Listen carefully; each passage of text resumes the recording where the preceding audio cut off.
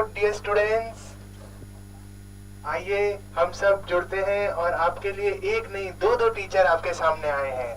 देखिए, by one get one free. By one get one free. तो उम्मीद है आप सभी का केमिस्ट्री का पेपर और इनफैक्ट पूरा नीट का पेपर अच्छा हुआ होगा। अब हम आपके सामने केमिस्ट्री के सॉल्यूशन डिस्कस करने आए हैं। तो अपन जल्दी से ही स्टार्ट करते हैं। पहले थोड़ा सा इंट्रोडक्शन दे दें। मेरा नाम Pulkit Chandak, BTech from IIT Guwahati, और सर है मैं हूँ Jayprakash Soni from IIT BHU. तो आज हम डिस्कस कर रहे हैं केमिस्ट्री का पेपर। तो हम स्टार्ट करते हैं क्वेश्चन नंबर 51 से। Question number 51 is of surface chemistry. ये क्वेश्चन सरफेस केमिस्ट्री चैप्टर का है और एकदम बेसिक एनसीईआरटी। सर मुझे याद आ रहा है ये क्वेश्चन शायद कोई लॉ से है, रूल से है। हाँ, एक रूल है। बोला ना सर? हाँ बिल्कुल, एक रूल है। हाँ, रूल क्या बोलता है कि अगर आपको किसी भी नेगेटिव सोल को कोएगुलेट करवाना है तो पॉजिटिव ज्यादा होना चाहिए, और पॉजिटिव सोल को कोएगुलेट करवाना है तो नेगेटिव ज्यादा होना चाहिए। याद आया कुछ सर? कौन सा रूल था ये? हार्डी। हाँ, एक शुक्ला, हार्डी शुक्ला रूल। हाँ, हाँ बिल्कुल सही, हार्डी शुक्ले का रूल। बिल्कुल। तो उसके मुताबिक देखें, नेगेटिव सोल की कोएगुलेशन पावर +3 ज्यादा करवाएगा, उसके बाद +2, उसके बाद +1। तो पहला वाला स्टेटमेंट करेक्ट है जी, बिल्कुल यही किया मैंने। दूसरा वाला देखते हैं। In the coagulation of positive sol the flocculation power. अब फ्लोकुलेशन पावर पॉजिटिव की चेक करनी है तो Cl-, सल्फेट एंड फॉस्फेट। तो ऑर्डर होना चाहिए पहले फॉस्फेट, फिर सल्फेट, फिर क्लोराइड, लेकिन इसने ऑर्डर गलत दिया तो दूसरा वाला स्टेटमेंट हो गया फॉल्स। तो हम चेक करते हैं, पहला करेक्ट और दूसरा इनकरेक्ट।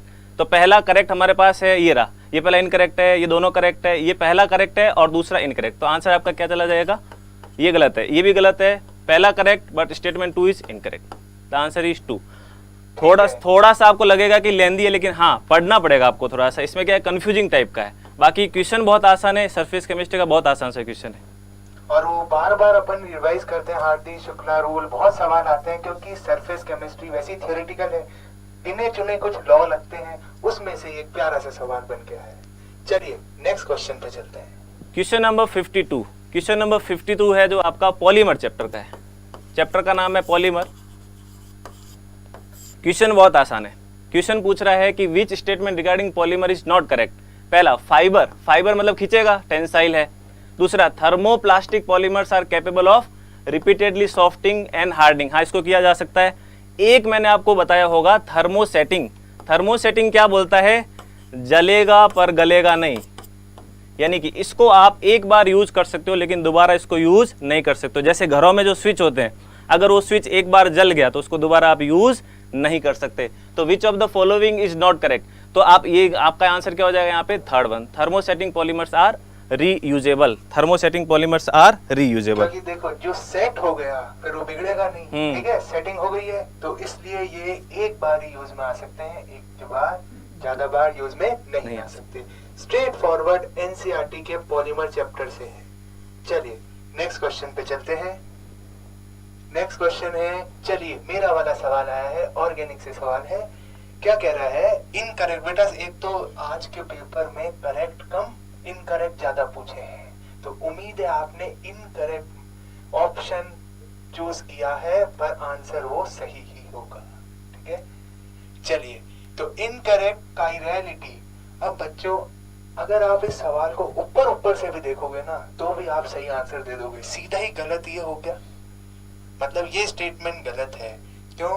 क्योंकि यहाँ पे लिख रखा है सुपर इम्पोजेबल, और आपको ये अच्छे से पता है ये होती है नॉन सुपर इम्पोजेबल। ठीक है, आगे पढ़ने की जरूरत ही नहीं है, सीधा ये हो गया। तो इसका इनकरेक्ट ऑप्शन कौन सा है? सेकंड। ठीक है, चलिए नेक्स्ट पे चलते हैं। नेक्स्ट है, बहुत अच्छा, ऑर्गेनिक से और स्ट्रेट फॉरवर्ड। इसमें ये आ गया ग्रिग्नाट, और माइनस दे देगा, ये आ गई CO2। अब आपको पता है कि ग्रिग्नाट दो तरीके से काम करता है, या तो एसिडिक हाइड्रोजन को चुरा ले जाएगा, या न्यूक्लियोफाइल की तरह काम करके किसी कार्बन को अटैक करेगा। तो यहाँ पर क्या दिख रहा है? यही दिख रहा है। यहाँ से ये अटैक किया, इसको इधर से ओपन किया तो क्या बना? ये बन गया। ठीक है, ठीक है, तो यही है इंटरमीडिएट, ये है। बाद में इसमें H+ मिलाओगे, H+ जुड़ जाएगा, एसिड बन जाएगा। ये नहीं पूछा है, अपने से इंटरमीडिएट पूछा है। तो ठीक है, इंटरमीडिएट ये है, तो आपको ये ऑप्शन भी लग सकता है, ये ऑप्शन भी लग सकता है, दोनों ही लग सकते हैं। करेक्ट क्या होगा? क्या होगा? बिल्कुल सही, करेक्ट होगा 4। क्यों 4? क्योंकि बच्चों पानी में ये मैग्नीशियम 2+ और हैलोजन भी तो तैर रहे हैं, ये भी तो आके जुड़ेंगे, तो ये हो जाएगा। ये क्यों गलत? हैलोजन पे प्लस कब से होने लग गया? अभी तक तो नहीं हुआ, ठीक है, तो ये सेकंड गलत है, थर्ड आंसर है इसका, fourth is the correct answer. चलिए आइए सर को इनवाइट करते हैं फिर से। क्वेश्चन नंबर 55, बहुत आसान, बहुत लल्लू सा क्वेश्चन है। क्वेश्चन आप चाहे तो सॉल्यूशन चैप्टर से बोल सकते हैं और या बेसिक मोल कॉन्सेप्ट से बोल सकते हैं। ये क्वेश्चन डेफिनेशन बेस्ड क्वेश्चन है, इसमें कुछ भी नहीं करना है, आपको डेफिनेशन पता होनी चाहिए। क्वेश्चन में पूछा है कि 1 मोलल सॉल्यूशन, तो मोलैलिटी की डेफिनेशन होती है। मोलैलिटी बराबर, मोलैलिटी कैसे निकालेंगे? Number of moles of solute, number of moles of solute divided by weight of solvent. हाँ, ये बहुत बार बताया जा चुका है कि सॉल्वेंट का वेट किस में रखना है आपको?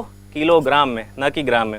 अगर आप ग्राम में रखें तो ऊपर 1000 से डिवाइड करना पड़ेगा। Now 1 molal solution, the value is 1, number of moles of solute that is 0.5 divided by weight of solvent, weight of solvent. बहुत आसान, यहाँ से वेट ऑफ सॉल्वेंट आ जाएगा आपका, वेट ऑफ सॉल्वेंट आ जाएगा 0.5 किलोग्राम, और ग्राम में चेंज करेंगे तो हो जाएगा 500 gram. The answer of this question is 1। Very easy question, बहुत आसान क्वेश्चन है, सिंपल क्वेश्चन है, विद इन 10 सेकेंड ये किया जा सकता है। ठीक है बेटा, आगे बढ़ें। तो इसी के साथ हम 55 के बाद डिस्कस करने वाले हैं क्वेश्चन नंबर 56। ये क्वेश्चन भी बहुत आसान है, बस आपको क्या चेक करना है, देखें आप, MgH2, MgH2 में Mg+2 आयन होगा और H- आयन होगा, तो ये आयनिक हो गया। उसके बाद B2H6 एकदम मरेला हाइड्राइड, जिसके पास इलेक्ट्रॉन की बहुत कमी रहती है, तो B2H6 इज इलेक्ट्रॉन डिफिशियंट, तो B2H6 के साथ चला जाएगा 2 नंबर ऑप्शन। तो C का ऑप्शन 2 एक हो गया, C का ऑप्शन 2 ये या तो ऑप्शन 1 होगा या ऑप्शन 4 होगा। अब 1 वाले का ऑप्शन सीधा क्या आ रहा है? 4। ऐसा एक ही ऑप्शन है, बाकी दोनों को टेस्ट करने की जरूरत ही नहीं। आप चाहे तो कर भी सकते हैं, HF इलेक्ट्रॉन रिच है और GeH4 is electron precise. But अगर एग्जाम में अपन सॉल्व कर रहे हैं तो चारों सॉल्व करने की कोई जरूरत नहीं है, हम देख लें कोई 2 ऑप्शन बैठ रहे तो वही सॉल्व कर सकते हैं। तो इस क्वेश्चन का आंसर हो जाएगा 4। ठीक है बेटा, अब डिस्कस करते हैं नेक्स्ट क्वेश्चन, क्वेश्चन नंबर 56 के बाद 57 क्वेश्चन सर सॉल्व करेंगे। मेरा सवाल आ गया और मैं सर को बोलूंगा, सर भी पास में खड़े रहे ताकि मुझे सोल्यूशन में बताते रहें, ताकि आवाज भी आप तक अच्छी आती रहे। देखिए स्टेटमेंट 1 क्या लिखा है? स्टेटमेंट 1 बोला है boiling point of aldehyde ketones is are higher than hydrocarbons because जानकारी देखिए, कारण ये है डाइपोल डाइपोल इंटरेक्शंस होते हैं। और बच्चों मैं आपको ये बताना चाहूंगा, ये सीधी लाइन उठाई है एनसीईआरटी से, एग्जैक्ट शब्द के शब्द लिखे हुए हैं। तो फर्स्ट स्टेटमेंट सही है, क्योंकि हाइड्रोकार्बन नॉन पोलर होता है और इसमें थोड़ी पोलैरिटी आ गई C डबल बॉन्ड O की वजह से, तो इसमें डाइपोल डाइपोल इंटरेक्शन आ गए। सेकेंड स्टेटमेंट कह रहा है कि एल्डिहाइड कीटोन्स का जो बॉइलिंग पॉइंट है वो अल्कोहल से कम होता है। ठीक है, आपको पता है क्यों कम होता है? हाइड्रोजन बॉन्डिंग नहीं होती एल्डिहाइड कीटोन में, सही है, क्योंकि वहाँ OH बॉन्ड नहीं है कीटोन में, एल्डिहाइड में, पर अल्कोहल में है। समझ गए हो? तो स्टेटमेंट 2 करेक्ट है। तो इसका आंसर क्या होगा? 1 is correct, 2 is correct, so the correct option is 4। चलिए नेक्स्ट क्वेश्चन पे चलते हैं। नेक्स्ट क्वेश्चन में मेरा ही क्वेश्चन है, बहुत simple straight forward, aldehyde ketone के चैप्टर से है। एज इट इज अपन जब भी रिएक्शंस पढ़ते हैं तो ये डेफिनेटली आपने देखा ही होगा। साइनोहाइड्राइन, बेटा नाम में ही CN आ गया तो कोई नहीं रोक सकता, ऑप्शन 4 होगा। एसीटल, याद है एसीटल कीटल, ठीक है, बिल्कुल सही, अल्कोहल, एसीटल अल्कोहल। सर अगर पहला मेरा 4th आ गया तो मैं बाकी चेक करूं कि नहीं करूं? सर आप बताएं। ये तो बिल्कुल सही बात बताइए, अगर पहला मेरा 4 है तो A का 4 किसमें है? अरे सीधा ही आंसर आ गया।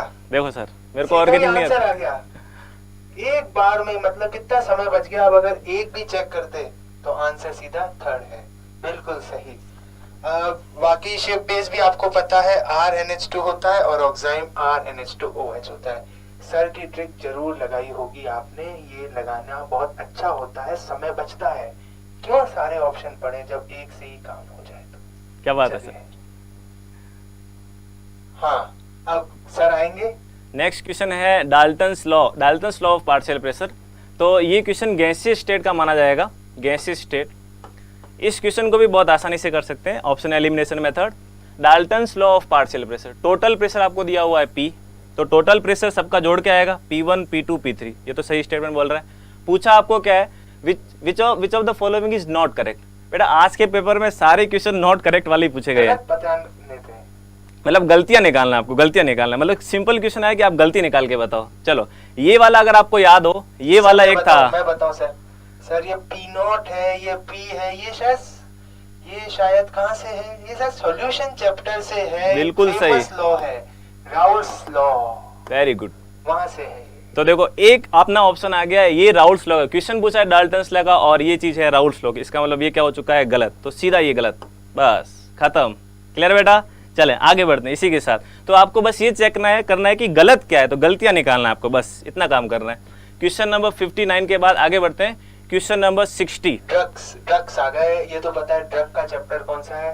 पूरे 2 साल केमिस्ट्री पढ़ने के बाद जब आपका सर दुखेगा, मतलब हाथ पैर दुखेंगे, दवाइयाँ होगा, खांसी होगी, जो दवाइयाँ मिलेगी वो केमिस्ट्री के आखिरी चैप्टर में दे रखी है, केमिस्ट्री इन एवरीडे लाइफ। और ठीक वहीं से बिल्कुल सीधा सवाल है, अगर पेट में बहुत ज्यादा एसिडिटी हो रही है, मिर्ची बड़े बहुत खाए हैं, तो एसिडिटी कम करनी पड़ेगी।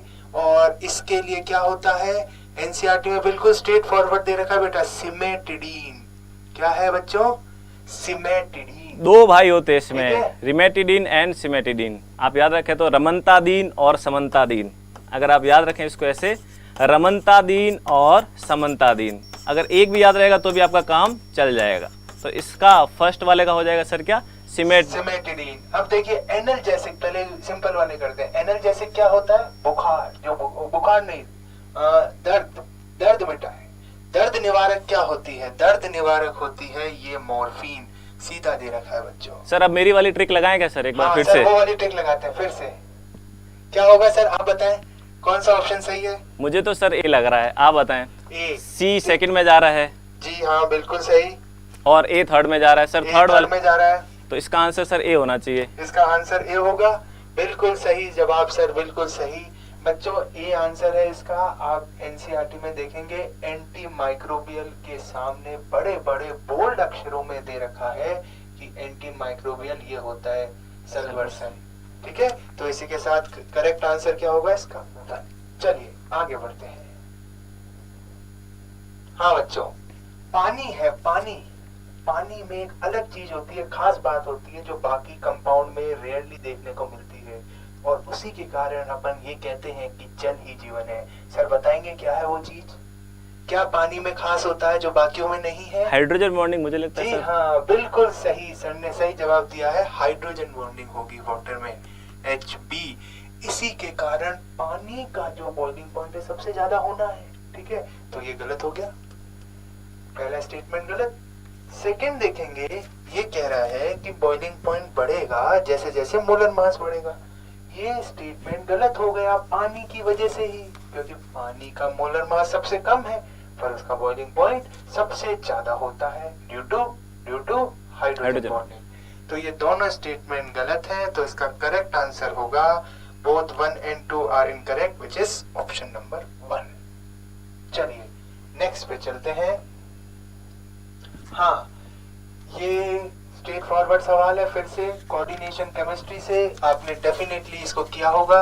आप ध्यान से देखेंगे, पानी एक्वा, पानी की ऑक्सीडेशन स्टेट 0 होती है तो सिल्वर +1 में होगा, Cn-1 होता है तो यहाँ पर भी Ag+1 में होगा। तो इस हिसाब से पहले वाले डब्बे पे प्लस है तो वहां सिल्वर आएगा, दूसरे वाले डब्बे पे माइनस है तो वहां अर्जेंटेट आएगा। देखिए यहाँ लिख रखा है ऑक्सीडेशन स्टेट 1 है, तो इसका करेक्ट आंसर क्या होगा, थर्ड। नोमेनक्लेचर से सवाल है, बहुत बार आता है। चलिए,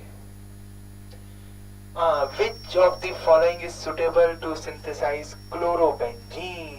क्लोरोबेंजीन बच्चों, आपको ये ऑप्शन तो आपने एलिमिनेट कर ही दिया होगा, ये भी एलिमिनेट कर दिया होगा, कंफ्यूजन इसमें आया होगा। बेटा फिनॉल के साथ वो जो सेंड मेयर डाइजोनियम वाली रिएक्शन नहीं होती, वो एनिलीन के साथ ही होती है ना। इसलिए फर्स्ट ऑप्शन भी हट गया, बचा क्या ये। और ये रिएक्शन कौन सी है, ये है बेंजीन बना दो, Cl2 लिख दो, ये कैटलिस्ट होगा। याद आ रहा है कौन सी रिएक्शन है, इलेक्ट्रोफिलिक एरोमेटिक सब्स्टिट्यूशन। तो यहाँ से आपका क्या बन जाएगा, क्लोरोबेंजीन बन जाएगा। ठीक है बच्चों, चलिए आगे बढ़ते हैं। नेक्स्ट क्वेश्चन है कौन से चैप्टर से आप बता सकते हो, ग्रुप 17 से क्वेश्चन है ये। ICl ज्यादा रिएक्टिव होता है I2 से, बिल्कुल सही बात है। क्यों, क्योंकि ICl बॉन्ड पोलर होता है तो थोड़ा टूट सकता है आसानी से। तो फर्स्ट स्टेटमेंट करेक्ट है, assertion is correct. What about reason, ICl bond is weaker than II bond, absolutely correct. NCERT की सीधी लाइन ऐसे उठा के ऐसे दी है पेपर में। चलिए तो क्या आंसर होगा इसका, A भी सही, R भी सही, and reason is the correct explanation for E। तो करेक्ट आंसर इज 4। चलिए नेक्स्ट पे चलते हैं, फिर से अपन सर को आमंत्रित करते हैं। चलिए ये क्वेश्चन नंबर 65, ये क्वेश्चन हमारा पीरियोडिक टेबल चैप्टर से आया है। पीरियोडिक टेबल देखें काफ़ी आसान है, अपन एक ही तरीका लगाएंगे, एलिमिनेशन मेथड। बस हमारे पास 1 1 9 है। अब 1 1 एक जैसा है तो आपको चेक करना है एक जैसा कौन है। अन अन अन अन अन अन, ये गलत हो गया क्योंकि वो अन नहीं लिखा हुआ है। उसके बाद लिखा हुआ 9, 9 को बोलते हैं इन, तो अन अन इन चेक करना है, इन, ये रहा option number 4। Very easy question. NCERT में 118 तक दिया हुआ है, 118 तक दिया हुआ है और उसने 119 पूछा, एक कदम आगे पूछा है। बट हाँ उसकी टेबल बनाई हुई है, तो ये काफ़ी आसान क्वेश्चन है, बहुत ही आसान क्वेश्चन है। इस क्वेश्चन का आंसर होगा अपने पास 4th, 119 इज अनअनियम। क्लियर बेटा, आगे बढ़ते हैं 65 के बाद नेक्स्ट क्वेश्चन की तरफ बढ़ते हैं, दैट इज क्वेश्चन नंबर 66। बड़ा भारी क्वेश्चन, बहुत बड़ा क्वेश्चन लग रहा है कि इसमें क्या होगा, लेकिन ये बहुत ही आसान क्वेश्चन है। आपको चेक करना है कि इसमें से कौन सी रिएक्शन नहीं होगी, कौन सी रिएक्शन नहीं होगी। चलें, तो मुझे क्या लगता है कि अपन यहाँ पे भी एलिमिनेशन करें तो काम चल सकता है। इन दोनों रिएक्शन को देखें, copper sulphate iron, iron sulphate and zinc. अगर अपन इनके विभव, इनके पोटेंशियल को देखें, कॉपर +2 से कॉपर, कॉपर +2 से कॉपर का पोटेंशियल दिया हुआ है 0.34, जिंक +2 से जिंक का पोटेंशियल दिया हुआ है, जिंक +2 से जिंक का पोटेंशियल दिया हुआ है -0.76। उसके बाद Fe+2 से Fe का पोटेंशियल दिया हुआ है, Fe+2 से Fe का पोटेंशियल दिया हुआ है -0.44। And last one, last is Ag+2 Ag, Ag+2 Ag, तो इसका पोटेंशियल दिया हुआ है 0.80। तो अपन ये गलती कर सकते हैं, कई बार अपन बराबर लिखने के चक्कर में यहाँ माइनस कर लेते हैं, तो जो वैल्यू उसी को लिखे। फर्स्ट पोटेंशियल 0.34, सेकंड -0.76, थर्ड है -0.44 एंड लास्ट वन इज 0.80। अब हम चेक करते हैं, पहले वाले में कॉपर +2 से जा रहा है कॉपर, यानी कि कॉपर रिड्यूस हो रहा है और आयरन ऑक्सीडाइज हो रहा है, तो कॉपर रिड्यूस होना चाहिए और आयरन ऑक्सीडाइज होना चाहिए बिल्कुल, क्योंकि कॉपर का SRP ज़्यादा है। मैं सारा काम SRP में लिख रहा हूँ, स्टैंडर्ड रिडक्शन पोटेंशियल, मानक अपचयन विभव। कॉपर का ज़्यादा है तो कॉपर रिड्यूस होगा, तो पहला वाला स्टेटमेंट तो क्या लग रहा है, गलत। दूसरा चेक करते हैं, दूसरे वाले में Fe+2 से जा रहा है Fe0, यानी कि Fe यहाँ पे रिड्यूस हो रहा है और जिंक ऑक्सीडाइज हो रहा है, तो Fe और जिंक में लड़ाई कराते हैं। Fe और जिंक की लड़ाई देखें, Fe और जिंक की लड़ाई में Fe रिड्यूस होना चाहिए या जिंक रिड्यूस होना चाहिए। तो देखें आप Fe का SRP कितना, देखें आप Fe का SRP 0.44, तो Fe का SRP ज़्यादा है तो Fe रिड्यूस होना चाहिए, तो Fe+2 से जा रहा है Fe, बिल्कुल सही। लास्ट चेक करते हैं, कॉपर +2 से जा रहा है कॉपर 0 की तरफ, तो कॉपर का रिडक्शन 0.34 और Ag यहाँ पे इसने क्या करवा दिया, ऑक्सीडाइज, जबकि Ag क्या होना चाहिए, रिड्यूस। Ag का पोटेंशियल है 0.80, यानी कि यहाँ Ag रिड्यूस होना चाहिए, इसने Ag ना करवा के क्या किया है, कॉपर रिड्यूस करवाया है। तो कौन सी रिएक्शन नहीं हो सकती, थर्ड वन। बस हमें क्या चेक करना है, SRP, जितना SRP ज़्यादा उतनी उसके रिड्यूस होने की पावर ज़्यादा। तो हमें बस यही चेक करना था कौन रिड्यूस होगा। तो इस क्वेश्चन का आंसर है थर्ड, 66। आगे बढ़े बेटा, 66 के बाद क्वेश्चन नंबर 67। क्वेश्चन नंबर 67 है आपका ऑर्गेनिक से। तो ऑर्गेनिक के लिए हम सर को बुलाते हैं फिर से एक बार, माइक ले ले सर, शायद बच्चों को अच्छे से सुनाई दे। फिर से मेरी एंट्री होती है। चलिए इस सवाल को डिस्कस करते हैं। एरोमेटिक क्वेश्चन से सवाल है ये। अब एरोमेटिक क्वेश्चन में आपने देखा होगा कि हक्कल्स रूल लगता है, ठीक है। हक्कल्स रूल के हिसाब से अगर आप देखोगे तो बच्चों थर्ड ऑप्शन को देखो यहाँ ध्यान से। थर्ड ऑप्शन में कोई भी आपको चार्ज नहीं दिख रहा, ना ही पूरा साइकिल में कॉन्जुगेशन हो रहा है। समझ रहे हो बच्चों, कहीं कॉन्जुगेशन है कहीं नहीं है। तो इसलिए क्वेश्चन में पूछा भी यही है कि कौन सा इनमें से एरोमेटिक कंपाउंड नहीं है। तो इसका आंसर क्या होगा? थर्ड एरोमेटिक नहीं होगा। चलिए नेक्स्ट पे चलते हैं। नेक्स्ट क्वेश्चन को देखें तो करेक्ट स्टेटमेंट बताना है आपको। यहाँ पर बेटा बहुत स्ट्रेट फॉरवर्ड सवाल है। डायमंड ग्रेफाइट आप बहुत बार पढ़ते हो। क्या होगा? डायमंड कोवेलेंट ग्रेफाइट आयनिक बिल्कुल भी सही नहीं है। डायमंड sp3 ग्रेफाइट sp2 हाँ ये मिल गया। आगे भी चेक कर लेते हैं। ड्राई लुब्रिकेंट की तरह सिर्फ ग्रेफाइट काम में आता है, हीरे को थोड़ी लुब्रिकेशन की तरह काम में लेते हैं। और diamond graphite 2 dimensional 2D structure है तो बिल्कुल ही गलत है। तो इसका करेक्ट आंसर होगा सेकेंड। चलिए नेक्स्ट पे आते हैं। नेक्स्ट क्या है? हाँ देखिए, primary aliphatic amines react with HNO2 to give unstable diazonium salt. बिल्कुल सही है, ये अमीन्स के चैप्टर में दे रखा है। प्राइमरी एरोमेटिक अमीन, अब बच्चों आपने जल्दबाजी में हो सकता है ये वर्ड ना पढ़ा हो। एरोमेटिक अमीन HNO2 के साथ डाइजोनियम सॉल्ट बनाती है, पर ये गलत हो गया। आपको टेम्परेचर खाली 0 से 5 डिग्री तक रखना पड़ता है। अगर उससे ज्यादा रखा तो वो भी टूट जाएगी, है ना। तो या तो 300 कर रखा है, 27 डिग्री दे रखा है, तो इसलिए ये गलत है। तो first correct, second is false, so correct answer is second. ठीक है, चलिए नेक्स्ट क्वेश्चन पे बढ़ते हैं आगे। नेक्स्ट क्वेश्चन है, सर का क्वेश्चन है, तो सर को मैं फिर से माइक पकड़ाता हूँ। Question number 17। तो 17 नंबर क्वेश्चन अपना था सॉलिड स्टेट का क्वेश्चन है। देखें जरा, in a particular point defects an ionic solid is electrically neutral. बिल्कुल सही है, आयनिक सॉलिड जो है इलेक्ट्रिकल न्यूट्रलिटी मेंटेन करते हैं। And in an ionic solid Frenkel defect arises due to dislocation of cation. तो ये भी सही लग रहा है, बिल्कुल दोनों ऑप्शन सही लग रहे हैं। पहला वाला देखें, वापिस से देखते हैं। In a particular point defect an ionic solid is electrically neutral, बिल्कुल सही है।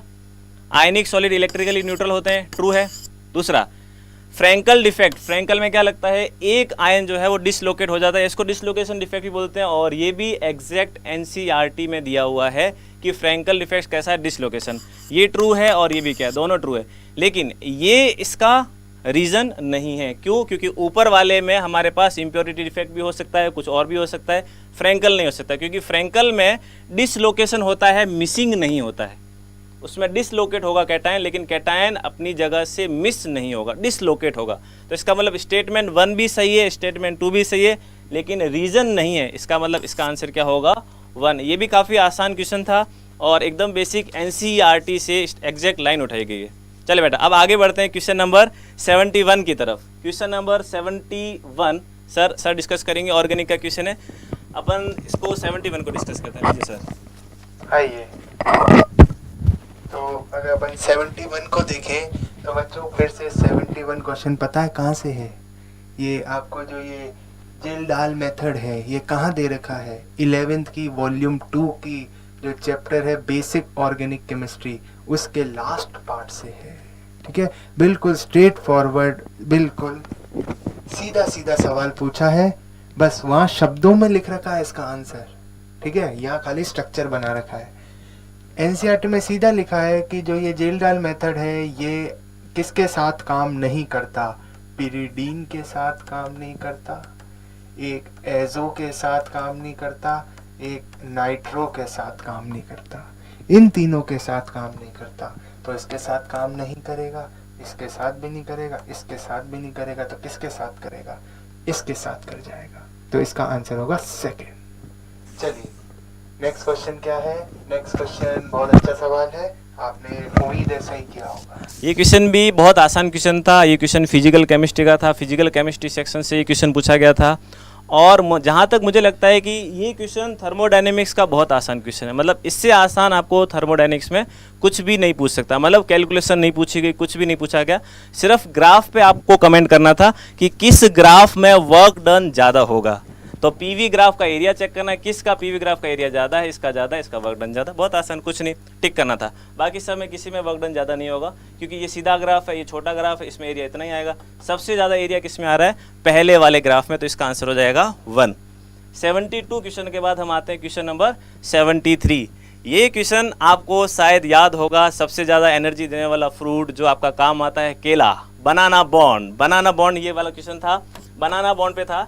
इस क्वेश्चन में एक बोरोन के साथ 2 हाइड्रोजन ऐसे होते हैं, 2 हाइड्रोजन ऐसे होते हैं और 1 बोरोन ऐसे होते हैं, केला बनता है यहाँ पे। जी हाँ, बिल्कुल केला बनेगा, केला मतलब बनाना बॉन्ड, ये केले जैसी शेप बनेगी, ये हमारा बन गया बनाना बॉन्ड। हाँ, अब इस क्वेश्चन पे आते हैं। क्वेश्चन काफ़ी आसान था। The 4 terminal BH bonds are 2 centre 2 electron bond. बिल्कुल, 2 सेंटर है 2 इलेक्ट्रॉन है, 2 सेंटर है 2 इलेक्ट्रॉन है, 2 सेंटर है 2 इलेक्ट्रॉन है, तो ये स्टेटमेंट आपका क्या हो जाएगा, true. Next one, the 4 terminal hydrogen atoms and the boron atoms are in 1 plane. बिल्कुल सही है, ये भी बिल्कुल NCERT की स्ट्रक्चर है, ये सारे एटम एक ही प्लेन में होंगे, तो ये स्टेटमेंट भी ट्रू है। Next, both the boron atoms are sp2 hybridize. तो इसमें दिक्कत आती है, शायद बच्चे सोचते हैं sp2 है या sp3 है, तो इस दिक्कत को दूर करने के लिए हम स्टेटमेंट 4 पढ़ लेते हैं एक बार। There are 2 3 centre 2 electron bond. जब देखें आप, यहाँ पे हमारे पास 2 बॉन्ड ऐसे, 2 बनाना बॉन्ड बन गए, एक ऊपर और एक नीचे, तो इसने बोला there are 2 3 centre 2 electron bond, तो ये 3c2 ही बॉन्ड है और ये भी 3c2 ही बॉन्ड है, यानी कि ये वाला स्टेटमेंट भी क्या हो गया, करेक्ट। तो कभी कभी ऐसा होता है कि हमें इनकरेक्ट के बारे में नहीं पता होता है, तो बाकी सारी देख के हम जो नहीं पता है उसको अपन कमेंट कर सकते हैं। तो इस क्वेश्चन का आंसर क्या होगा, third, both the boron atoms are sp3 hybridize not sp2 hybridize. Clear बेटा, आगे बढ़े। क्वेश्चन नंबर 73 के बाद हम आगे बढ़ते हैं क्वेश्चन नंबर 74 की तरफ। ये क्वेश्चन भी काफ़ी आसान है। एक आदमी था जिसका नाम था बफर। बफर ने बताया था एक रूल, अगर आपको याद हो तो ये बफर का क्वेश्चन है, बहुत आसान है। हेंडरसन हेसनबॉल इक्वेशन है, pH बराबर pKa plus log of salt upon acid. pH बराबर pKa plus log of salt upon acid. तो बस आपको वैल्यू पुट करनी है। pKa की वैल्यू दी रखी है 4.57, सो pH बराबर 4.57 प्लस लॉग ऑफ। अब हमें पहचानना है सॉल्ट कौन सा है, तो सोडियम एसीटेट अपना सॉल्ट हो जाएगा और एसिटिक एसिड तो खुद एसिड ही है, तो इसकी वैल्यू पुट कर लेते हैं। यहाँ 0.10 और नीचे आ जाएगा 0.01।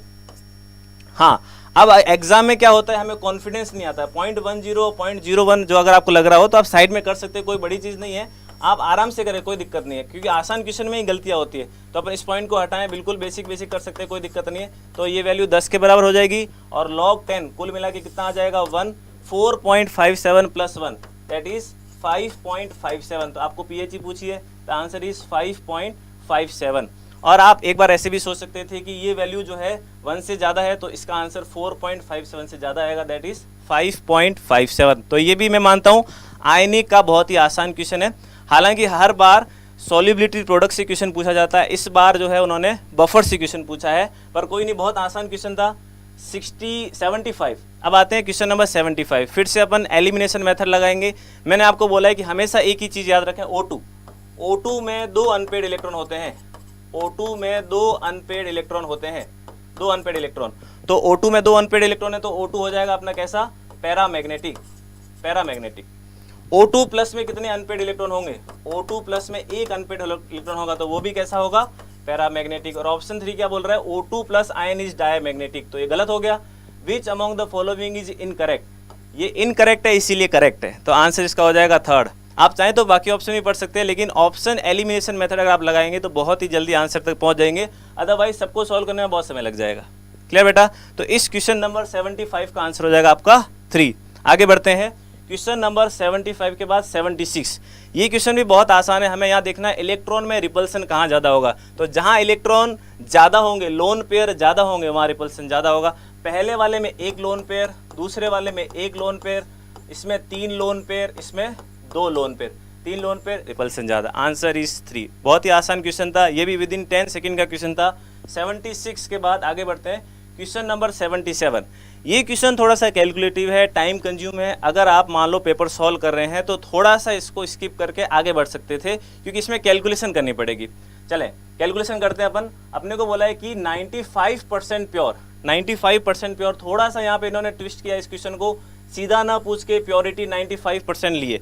तो 95% प्योर सैंपल आपके पास will be required to neutralize 50 ml 0.5 mole HCl। अगर इसके 2 मोल लगेंगे तो इसका 1 मोल लगेगा, 2 मोल से 1 मोल। हमारे पास इसकी मोलरिटी है, तो हमारे पास मोलरिटी है 0.5, वॉल्यूम है 50 ml। ये पॉइंट कटेगा 10 यहाँ आ जाएगा, तो इसके हमारे पास आ गए 25 मिलीमोल। 25 मिलीमोल आ गए। ये मोल कॉन्सेप्ट का क्वेश्चन है। थोड़ा सा ये क्वेश्चन मैं मानूंगा थोड़ा सा मॉडरेट से डिफिकल्ट में माना जाएगा। तो हमारे पास 25 मिलीमोल आए, 2 के लिए 1 चाहिए, तो 1 के लिए कितना चाहिए होगा, आधा। मतलब जितना HCl चाहिए उसका आधा अपने को क्या चाहिए होगा, CaCO3। यानी कि CaCO3 के कितने मोल चाहिए, 25/2 मिलीमोल, 25/2 मिलीमोल। इतने मिलीमोल अपने को चाहिए होंगे। हाँ, अब ये मिलीमोल आ गए CaCO3 के, तो CaCO3 का वेट निकाल देंगे, वेट अपॉन मोलर वेट। इसका मोलर वेट होता है 100, सो वेट यहाँ से आ जाएगा 25/2 इंटू 100। तो हमारे पास वेट आ जाएगा 25 इंटू, हमारे पास आ जाएगा यहाँ पे 50, 25 इंटू 50, 1250 ग्राम, 1250 ग्राम मिलीग्राम, क्योंकि हमारे पास मिलीमोल दिए हुए। तो ये मिलीग्राम में आएगा, तो ग्राम में हो जाएगा 1.25 ग्राम, 1.25 ग्राम। तो बच्चों अब आप बताएं इस क्वेश्चन का आंसर क्या होना चाहिए। 1.25 हमारा आंसर आया है, लेकिन इस क्वेश्चन का आंसर 1.25 नहीं है। ऑप्शन में दिया हुआ है, ऑप्शन नंबर 4 में 1.25 दिया हुआ है। तो इसका मतलब ये क्वेश्चन और थोड़ा लेंदी हो गया। क्यों, अपने सॉल्व करके निकाला फिर भी हमारा आंसर मैच नहीं कर रहा है। मैंने फिर स्टार्टिंग में बताया था ये 95% प्योर है। इसका मतलब आप जो सोच रहे हैं 1.25, वो 1.25 पूरा नहीं आएगा। जितना भी लेंगे उससे क्या आएगा, कम आएगा। इसका मतलब अगर हम x ग्राम लेंगे तो वो x ग्राम नहीं आएगा, उसका कितना आएगा, 95%। तो x ग्राम का 95% शुड बी इक्वल टू कितना होना चाहिए, 1.25। तो यहाँ से आंसर आएगा 1.25 इंटू 95/100। तो थोड़ा कैलकुलेशन भी लग गया, मैथ्स भी लग गया, कॉन्सेप्ट भी लग गया, तो काफ़ी सारी चीज़ें आ गई यहाँ पे। और सॉल्व करने के बाद इसका आंसर आ जाता है 1.32 ग्राम। इसका मतलब 95 नीचे आएगा, ये मेरे से हाँ, भी गलती हो गई थी। हाँ बिल्कुल सही बोल रहे हैं, जल्दबाजी में। हाँ, ये 100 यहाँ आ जाएगा, ये 95 आ जाएगा यहाँ पे। तो जल्दबाजी में गलती कहीं से भी हो सकती है, तो थोड़ा आपने को ये ध्यान देना है कि गलती ना हो। बिल्कुल सही बताया सर ने, ये छोटी मोटी गलतियां हर एक इंसान से हो सकती है। तो आप थोड़ा सा एक बार देख लें तो आप आराम से उस क्वेश्चन को क्या कर सकते हैं, सही कर सकते हैं। चलें आगे बढ़ते हैं। 77 के बाद क्वेश्चन नंबर आता है हमारा 78। ठीक है, ये क्वेश्चन ऑप्शन एलिमिनेशन मेथड से होगा। मैं बार बार आज यही बोल रहा हूँ, ऑप्शन एलिमिनेशन, ऑप्शन एलिमिनेशन।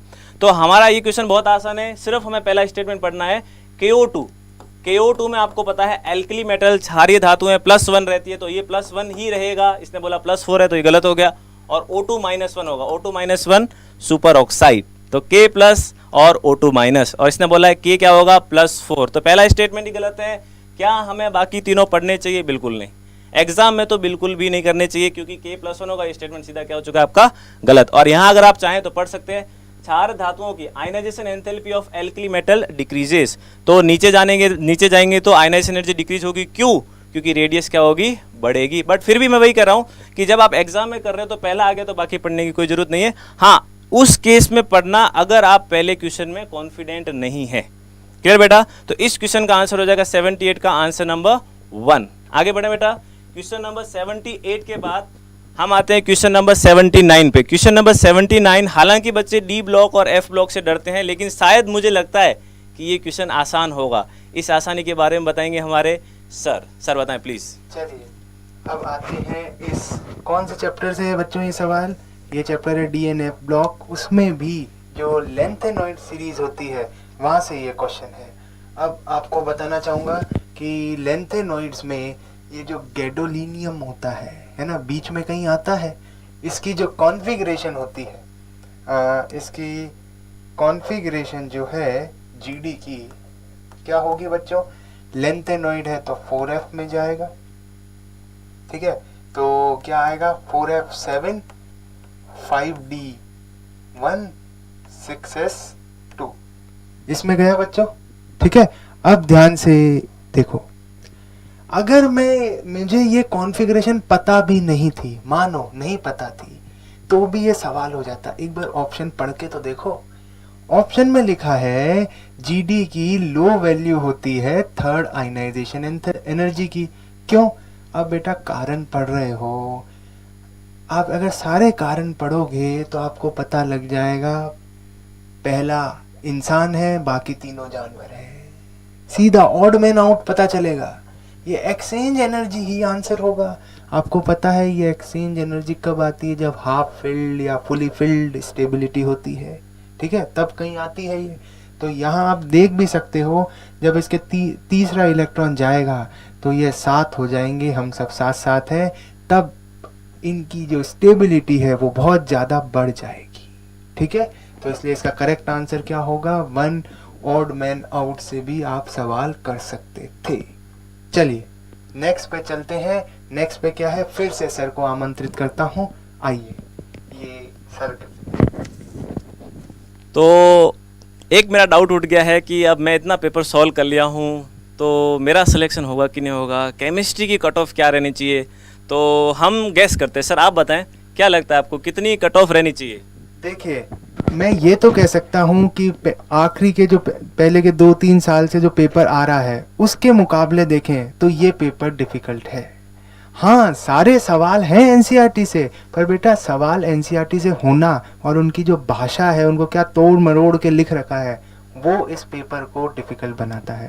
तो सर मैं थोड़ा सा इस पे ये कहूँगा कि थोड़ा पेपर डिफ़िकल्ट है, तो जो पिछले साल कट ऑफ रहेगी उससे तो कम जानी चाहिए। आपका क्या ख्याल है? सर मुझे लगता है कि इनको बायो वालों ने लूटा है। बायो वालों का, उनको बायो पे बहुत भरोसा रहता है, बायो वाला का। तो सर आज लोग बोल रहे थे कि बायो जो है बेवफा है, क्या कहते हो सर आप इससे? बायो बेवफा है कि नहीं है सर? जी हाँ, आज तो मुझे ये पता चला कि बायो में बहुत लेंदी सवाल थे और बहुत स्टेटमेंट वाइज थे।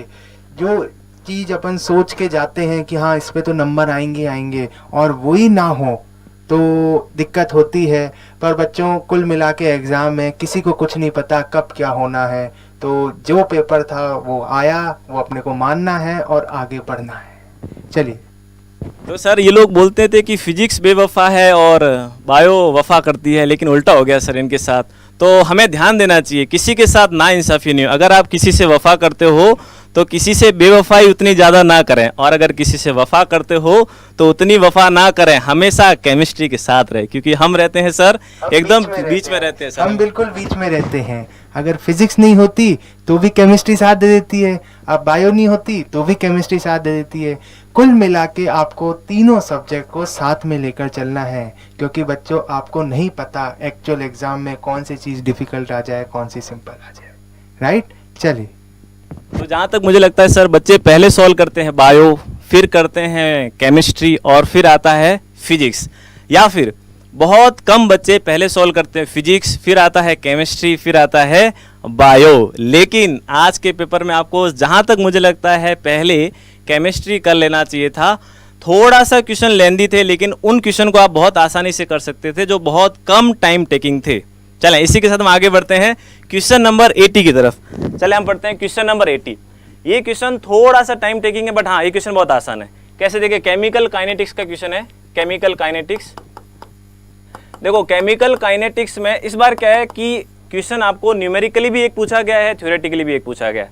आपको ये देखना है कि कांस्टेंट क्या रहता है। कांस्टेंट क्या रहता है? तो अपने पास दो रिएक्शन है, जीरो ऑर्डर और फर्स्ट ऑर्डर। जीरो ऑर्डर और फर्स्ट ऑर्डर।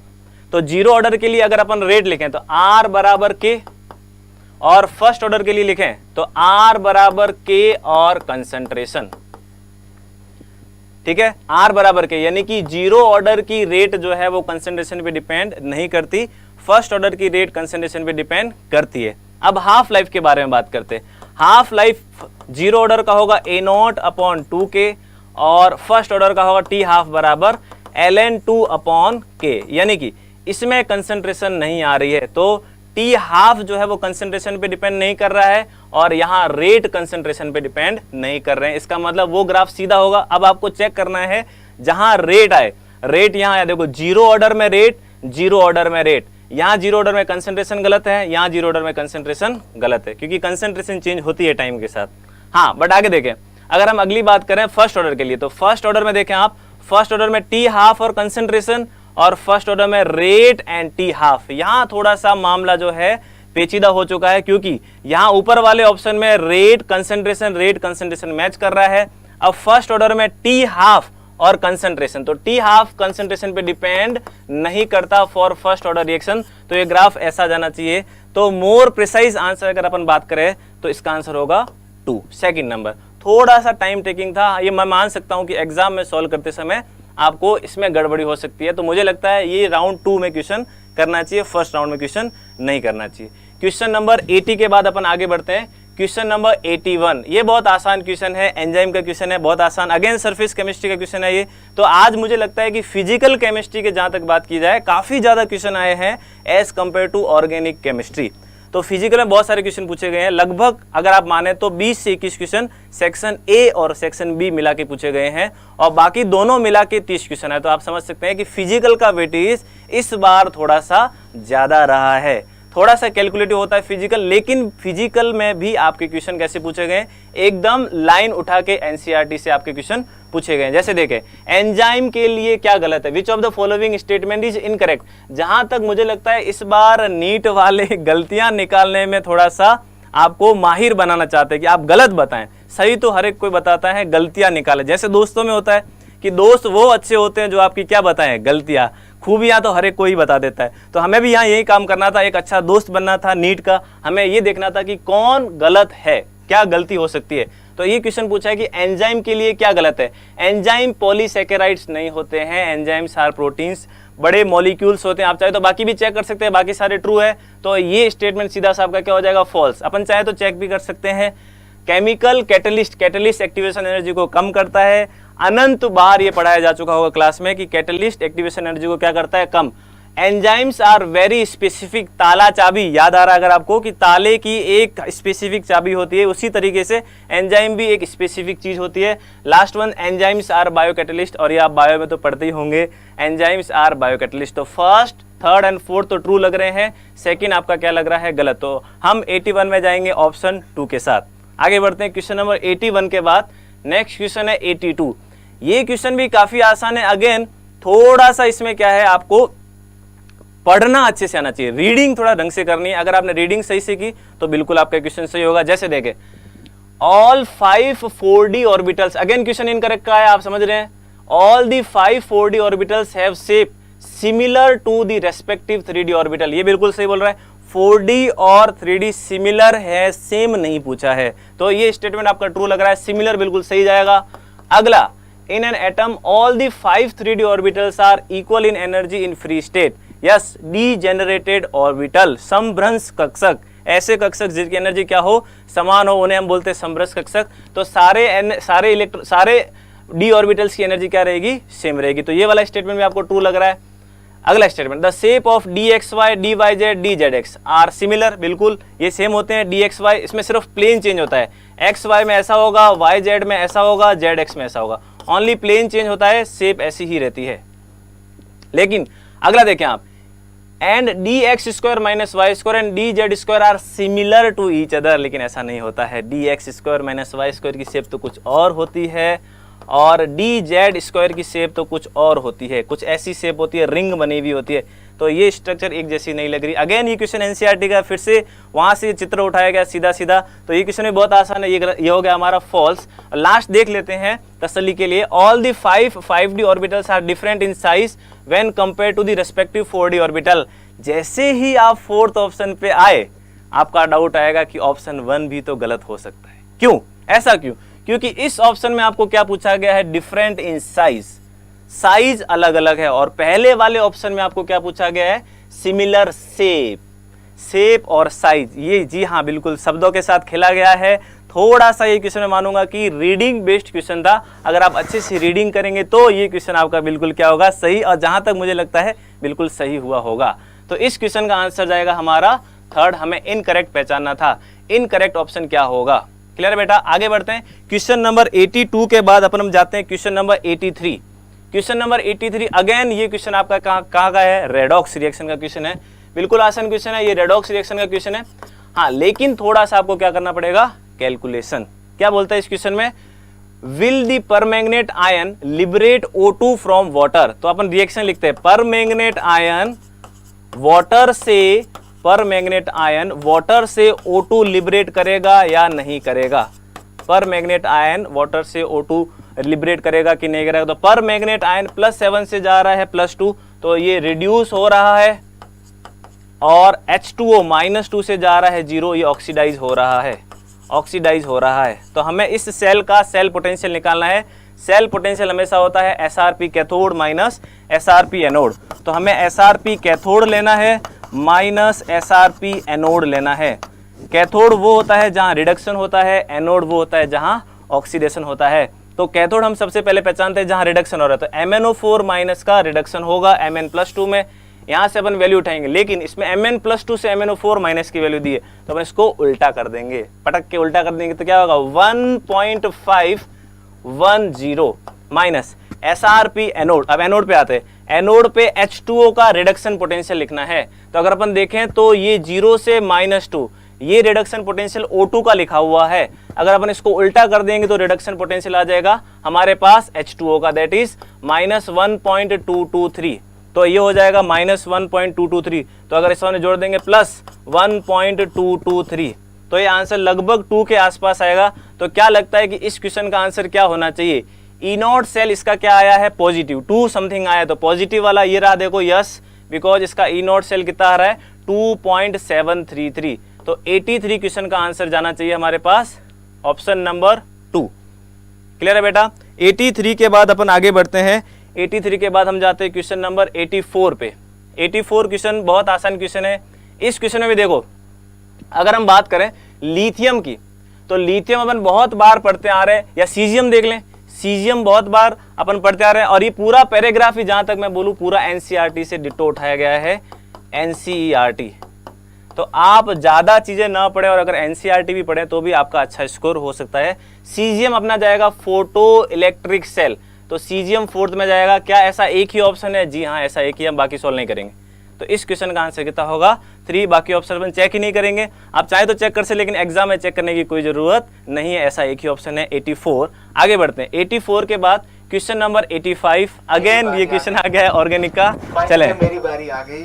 मैं ढूंढ रहा था कोई तो ऑर्गेनिक का सवाल आए, पर आखिरकार आ ही गया है। चलिए बच्चों, तो इसको देखते हैं।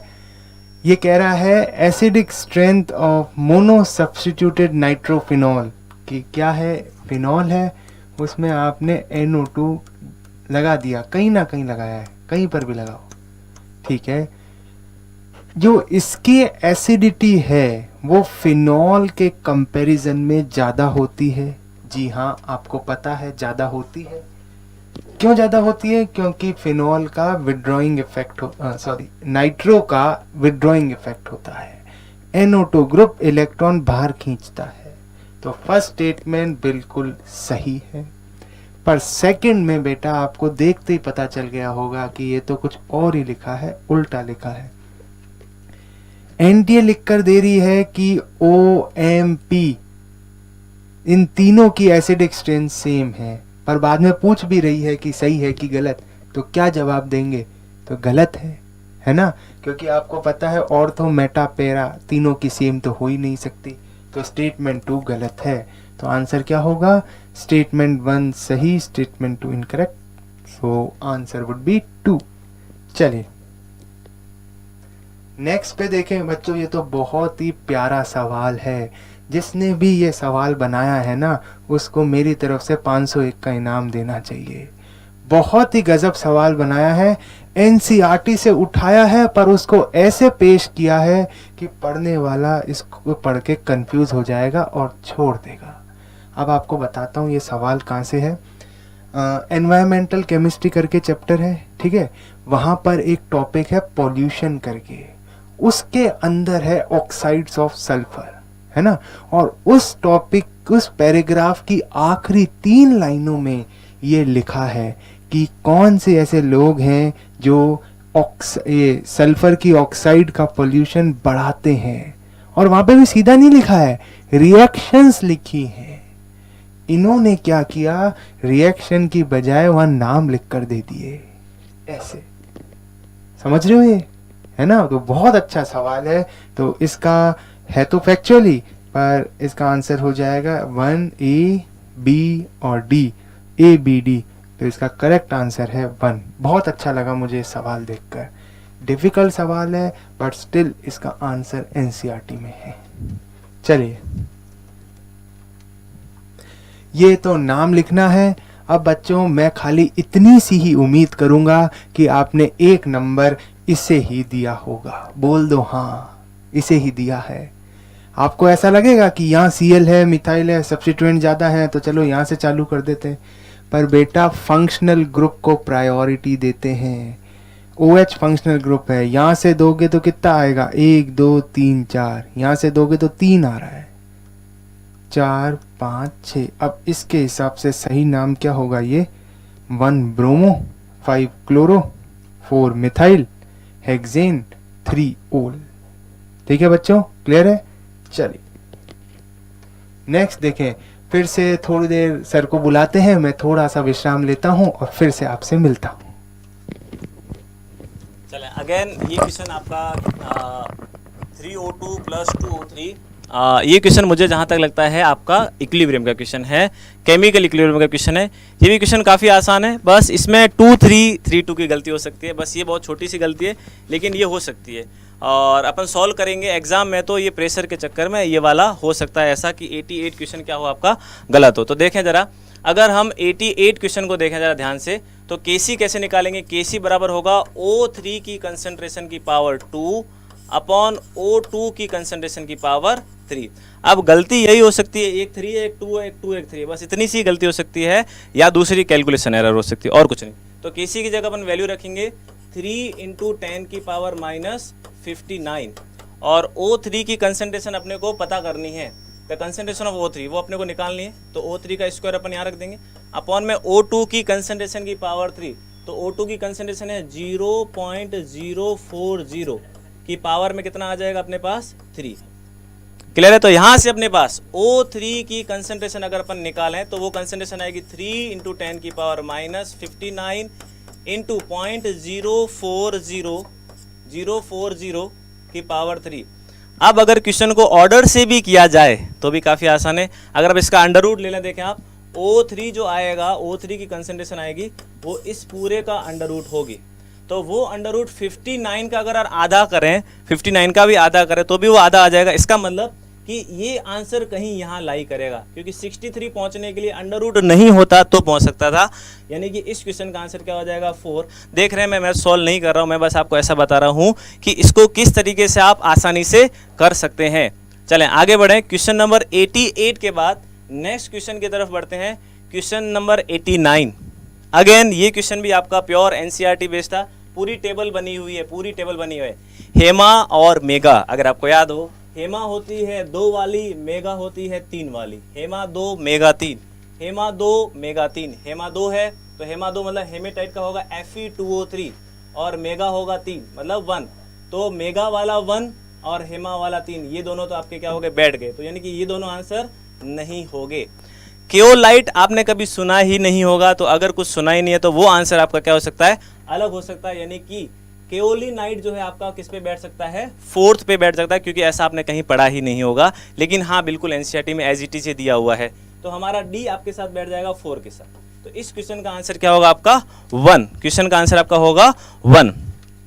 करते ही करते क्वेश्चन सॉल्व करते समय मुझे ऐसा लगा क्या कहीं मैंने कोई क्वेश्चन गलत तो नहीं किया, ये मेरा ख्याल आया मैं पेपर सॉल्व करते करते। तो मैं एक बार को रुक गया, कोई दिक्कत नहीं है, अपनी अपनी अप्रोच होती है, अपना अपना तरीका होता है। मैं क्वेश्चन रिवाइंड करने की कोशिश कर रहा हूँ, मैं जा रहा हूँ क्वेश्चन में पीछे।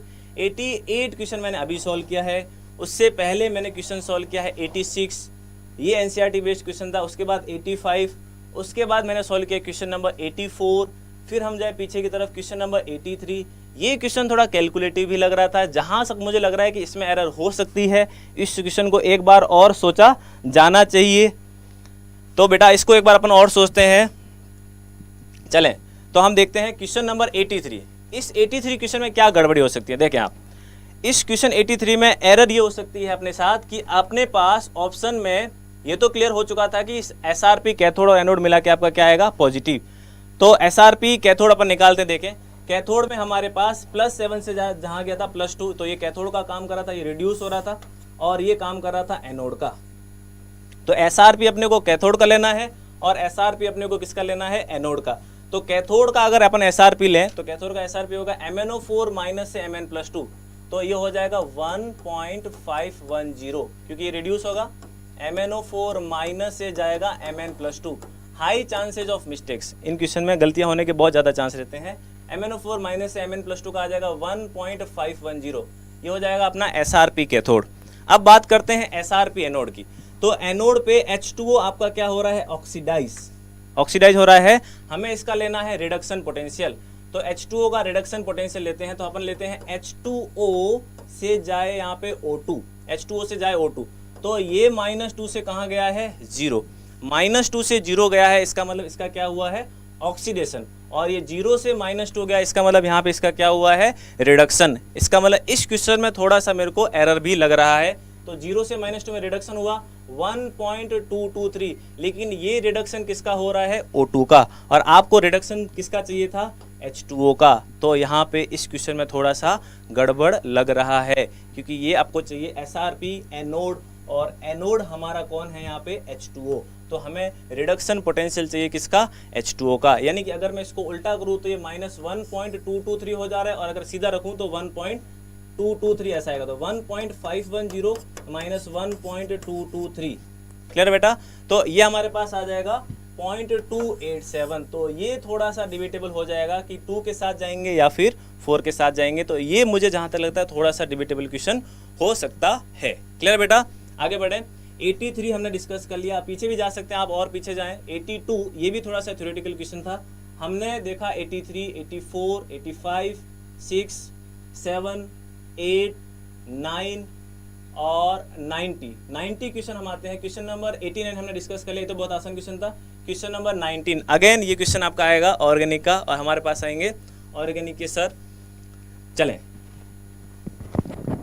तो बच्चों इस क्वेश्चन में आप देख रहे हैं अल्कोहल आ रहा है, पर मैं सर को बोलूँगा सर थोड़ा पानी पिए, ब्रेक लें, ताकि थोड़े 2-4 सवाल हम ऑर्गेनिक के भी निपटा लें।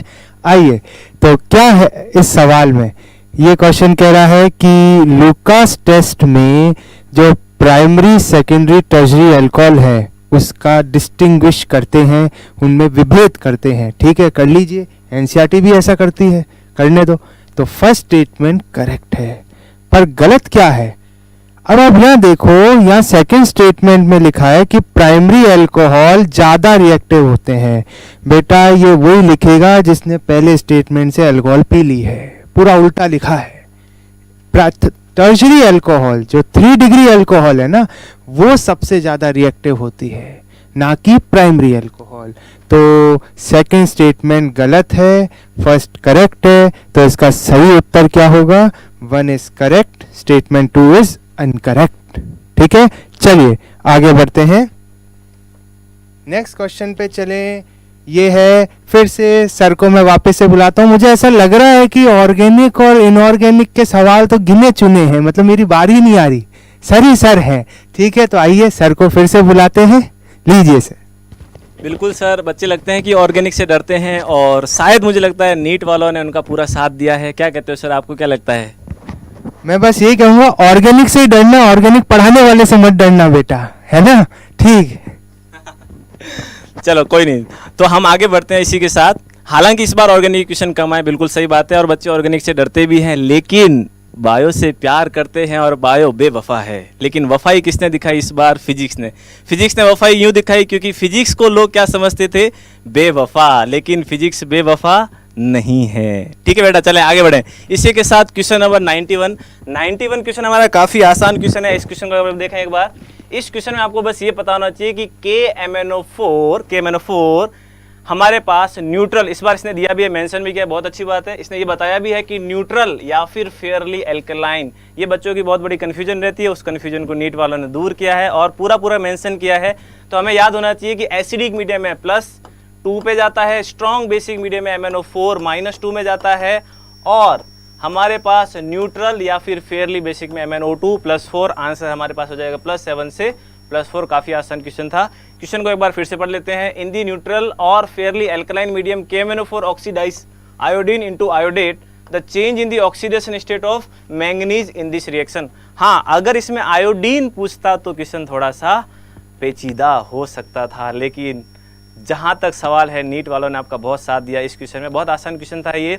आयोडीन का नहीं पूछा है, सिर्फ और सिर्फ किसका पूछा है? मैंगनीज का पूछा है। चलें 91 के बाद हम आगे बढ़ते हैं क्वेश्चन नंबर 92। इस क्वेश्चन में थोड़ा सा आपको गणित लगाना पड़ेगा, थोड़ा सा मैथ्स लगाना पड़ेगा।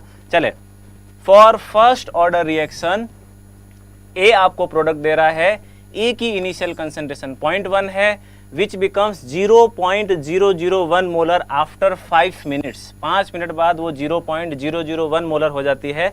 रेट कांस्टेंट आपको पता होना चाहिए। काफ़ी आसान रिएक्शन है, एक ही इक्वेशन है जिसको हम बार बार पढ़ते हैं काइनेटिक्स में। काइनेटिक्स पढ़ा और फर्स्ट ऑर्डर ना पढ़ा, ये तो कुछ गजब हो गया। यानी कि आपको काइनेटिक्स पढ़ रहे हो और फर्स्ट ऑर्डर जीरो ऑर्डर नहीं पढ़ रहे हो तो गलत बात। तो फर्स्ट ऑर्डर और जीरो ऑर्डर के बहुत क्वेश्चन आते हैं। जहां तक देखा जाए तो सिर्फ और सिर्फ फर्स्ट ऑर्डर भी पढ़े तो भी काम चल सकता है, क्योंकि बहुत सारे क्वेश्चन फर्स्ट ऑर्डर के ही आते हैं। फर्स्ट ऑर्डर की बहुत आसान इक्वेशन, KT बराबर 2.303 log of A0 upon AT। सब कुछ आपको दिया गया है, सिर्फ और सिर्फ वैल्यू पुट करना है। आपको निकालना है रेट कांस्टेंट K बराबर K इंटू टाइम। तो देखते हैं हमें कितना टाइम लग रहा है, 5 मिनट। K इंटू 5 बराबर 2.303 log of A0। Initial concentration अपने पास है 0.1 और फाइनल कंसेंट्रेशन है 0.001। ये बहुत कंफ्यूजन होता है, 0.1 0.001 आता है। तो जहाँ तक मैं सोचता हूँ कि इनको आप साइड में ले जाके, कोपचे में ले जाके अलग से सॉल्व कर दे, कोई दिक्कत नहीं है। 0.1 अपॉन 0.001 लगेगा कि ये तो बहुत आसान चीज़ है और मैं इतना धीरे धीरे क्यों कर रहा हूँ, यहीं थोड़ी बहुत एरर हो सकती है। तो 0.1 को अगर अपन लिखे तो 1/10 और ये 1 और ऊपर चला जाएगा अपने पास 30, ये कट जाएगा तो हो जाएगा 100। ये मैं ऐसा इसलिए कर रहा हूँ क्योंकि है तो बहुत आसान, अपन प्रैक्टिस भी करते हैं, लेकिन एग्जाम में फिर भी एक बार थोड़ा सा गड़बड़ी हो सकता है। तो 92 क्वेश्चन में हमारे पास लॉग आपके पास आ जाएगा 100 और लॉग 100 की वैल्यू हो जाएगी 2। लॉग 100 की वैल्यू हो जाएगी 2। तो हम यहाँ रखेंगे K इंटू 5 बराबर 2.303 इंटू 2। K इंटू 5 बराबर 2.303 इंटू 2। सो K की वैल्यू आ जाएगी 2.303 इंटू 2 अपॉन 5। क्या ये बहुत बड़ी कैलकुलेशन लग रही है? हाँ, इसमें पॉइंटों में आंसर दिए हुए, काफ़ी सारे आंसर पॉइंटों में दिए हुए, तो आपको इसको थोड़ा सा सॉल्व करना पड़ेगा। 2 और 2 4 और 5, तो लगभग ये आंसर 0.9 के आसपास आएगा। तो इस क्वेश्चन का आंसर हो जाएगा आपका 1। तो क्वेश्चन नंबर 92 थोड़ा सा टाइम टेकिंग था, आपको सॉल्व करना पड़ेगा, गुणा भाग करना पड़ेगा, बट हाँ क्वेश्चन आसान था, इतना डिफिकल्ट क्वेश्चन नहीं था। 92 के बाद आगे बढ़ते हैं क्वेश्चन नंबर 93। जहाँ तक मुझे लगता है सर बोल रहे थे कि ऑर्गेनिक बार बार नहीं आ रही, लेकिन सर देखो ऑर्गेनिक है। मैंने आपको अगली क्वेश्चन बोला दिया, देखो आप के सवाल देखकर। चलिए, फिर से मुझे मौका मिला है सवाल सॉल्व करने का। उम्मीद करता हूँ सही सॉल्व करूँगा, आपने भी सही ही सॉल्व किया होगा। चलिए, तो कहाँ से सवाल है? सवाल है ऑक्सीजन की बड़ी बहन ओजोन से, O3 से। ओजोनोलाइसिस पढ़ा है बच्चों आपने? क्या होता है ओजोनोलाइसिस? डबल बॉन्ड तोड़ो, डबल बॉन्ड ओ जोड़ो। पर बच्चों यहाँ क्या करना है? यहाँ सवाल ने NTA ने तोड़ के दे रखा है, आपको उसे जोड़ के उसका रिएक्टेंट बताना है। ठीक है, चलिए, तो क्वेश्चन में दे रखा है क्या बनते हैं?